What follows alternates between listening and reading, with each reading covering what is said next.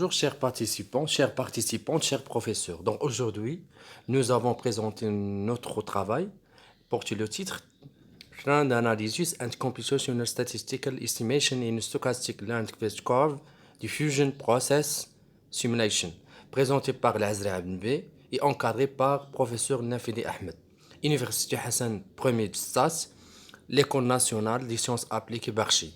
Donc je commencerai par les objectifs. Donc ce travail traite le processus de diffusion stochastique non homogène de l'Inquest Curve par l'approche de l'équation de Kolmogorov et explore l'application de l'algorithme de recueil simulé pour l'estimation des maximums de vraisemblance pour estimer les paramètres de ce processus. Puis, l'étude de ce processus consiste dans un premier temps à obtenir ses caractéristiques probabilistes principales. Et je finirai par l'étude de l'inférence statistique de ce processus, bien sûr en estimant d'abord les paramètres drift et de diffusion qui interviennent par la méthode de maximum de vraisemblance. Et enfin, pour valider cette méthodologie, nous proposons quelques exemples de simulation. Bon, la courbe de Landquist curve est la fonction définie sur R étoile plus par x de t qui est égal à x1, l'exponentielle b sur t1 à la puissance alpha, l'exponentielle moins bêta t à la puissance alpha, avec t supérieur ou égal à t1, alpha et bêta sont des paramètres strictement positifs, et x1 qui est égal à x t1. On va modéliser les comportements de ce type de courbe à partir d'un point de vue stochastique. Donc pour cela, on considère le processus x de t tel que t supérieur ou égal à t de 1. Bien sûr, prenons des valeurs dans l'intervalle 0 plus l'infini et avec des moments infinitésimaux à x de t qui est égal à alpha bêta sur t à la puissance alpha plus 1 x et bx qui est égal à sigma carré x carré. Avec alpha et bêta et sigma carré sont des paramètres strictement positifs. Donc maintenant, on va voir les équations de Kolmogorov. Donc on doit considérer l'équation de Fokker-Planck ou bien Kolmogorov-Backward et l'équation de qui s'exprime comme suit. Donc df par rapport à d de t qui est égal à alpha bêta sur t à la puissance alpha plus 1. La dérivée d par rapport à d de x xf moins sigma carré sur 2. La dérivée seconde par rapport à x carré f qui est égal à 0. T supérieur ou égal à t1, x strictement positif. Et df par rapport à d de s qui est plus alpha bêta sur s à la puissance alpha plus 1 y df par rapport à dy plus sigma carré sur 2 y carré, la dérivée seconde de f par rapport à y carré qui est égal à 0. Avec f qui est égal à fxt sachant y s et la densité de probabilité conditionnelle avec la condition initiale, la limite lorsque t tend vers t1, fxt sachant y s qui est égal à delta x moins y avec delta la fonction delta de Dirac. Maintenant, on va déterminer la fonction densité de probabilité à partir bien sûr de l'équation précédente. On change l'équation 4 vers le processus de Wiener, bien sûr en utilisant les théorèmes qui est démontré par Ricciardi dans la référence numéro 2. Alors, la fonction densité de probabilité de transition des processus peut être obtenue au moyen de la transformation x' qui est égal à psi-xt, t' égale à phi de t. Bien sûr, les moments infinitésimaux dans l'équation numéro 2 vérifient les conditions des théorèmes qui est proposé par Ricciardi dans la référence numéro 2. Donc, psi-xt qui est égal à 1 sur sigma log x plus 1 sur sigma bêta t à la puissance alpha plus sigma sur 2t et phi de t qui est égal à t. Donc cette transformation permet de déterminer la fonction de densité, la fonction densité de probabilité de ce processus. Donc f de x de t sachant ys qui est égal à 1 sur x racine de p sigma carré t moins s fois l'exponentielle moins log x sur y plus la suite. Bien sûr, cette fonction correspond à une distribution log normale. Donc x, sachant xs qui est égal à petit x, suit une loi log normale de paramètres mi s txs et sigma carré t moins s. Avec mu s txs qui est égal à log xs moins bêta 1 sur t à la puissance alpha moins 1 sur s à la puissance alpha moins sigma carré sur 2 t moins s.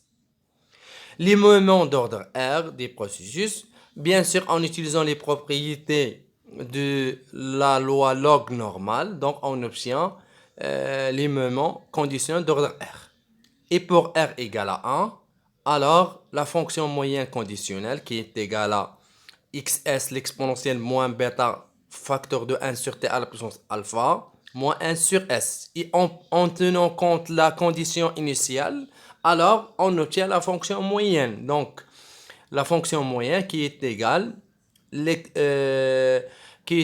ex1, l'exponentielle bêta sur t1 à la puissance alpha, l'exponentielle moins bêta sur t à la puissance alpha. Bien sûr, cette fonction est proportionnelle à la courbe de Landgraf curve. Maintenant, on va faire les estimations des paramètres. Donc, pour cela, on considère un échantillon discret, xt1 jusqu'à xtn. Dans ce cas, on suppose que xt1 suit une loi log normale, mais 1 sigma 1, ou bien c'est une constante. Et on pose ti moins 1 égale à h, quel que soit pour tout i. Donc, on note x1, x2, xn, les valeurs observées de l'échantillon. Donc, la fonction de vraisemblance associée égale. Donc, on va faire quelques calculs. Et le logarithme de la fonction vraisemblance. Voilà. Maintenant, on va faire la dérivée de la fonction de log vraisemblance par rapport à m1 et sigma 1 au carré. Et on obtient l'estimation de m1 et sigma 1 au carré. Bien sûr, pour les estimations de alpha, bêta, sigma carré, si on dérive par rapport à alpha, si on dérive la fonction log vraisemblance par rapport à alpha, bêta, sigma carré, on obtient un système qui n'a pas de solution explicite. Donc pour cela, nous proposons l'algorithme de recueil simulé pour maximiser la fonction de vraisemblance.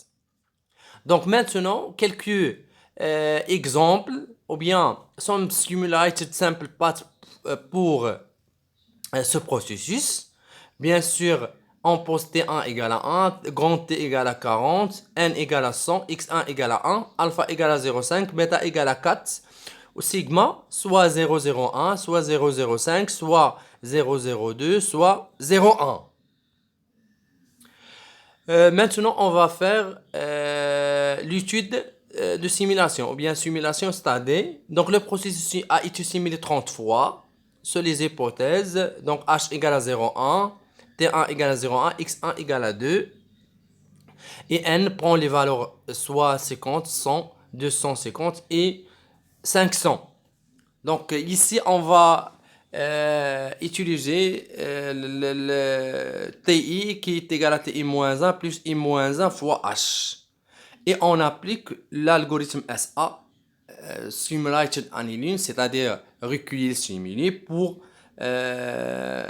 estimer les paramètres de ce processus. Bien sûr, pour voir la qualité de la solution, on va utiliser les cartes types et les coefficients de variation pour A, B et sigma carré. Donc, et sigma qui est défini par les équations suivantes. Donc, vous voyez que les estimations des paramètres A, B, sigma dans l'exemple suivant. Donc, A égale à 1 sur alpha qui est égal à 2, B égale à 0,018. Voilà, sigma égale à 0,01. Donc ici, on a reparamétrisé le processus. Donc, pour appliquer l'algorithme SA, bien sûr, pour la bornitude de l'ensemble des solutions. Voilà, un autre exemple.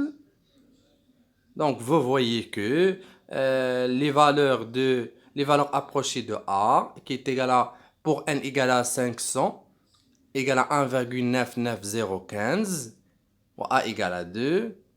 Voilà. Donc, les résultats obtenus montrent la performance de la méthodologie précédente.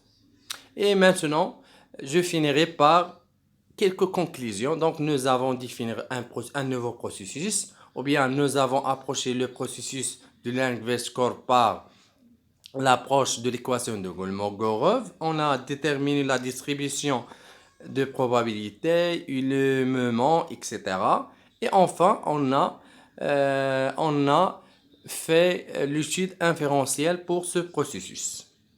Voilà la bibliographie. On a utilisé quelques bibliographies euh, pour, euh, pour définir ce processus. Et voilà, merci pour votre attention.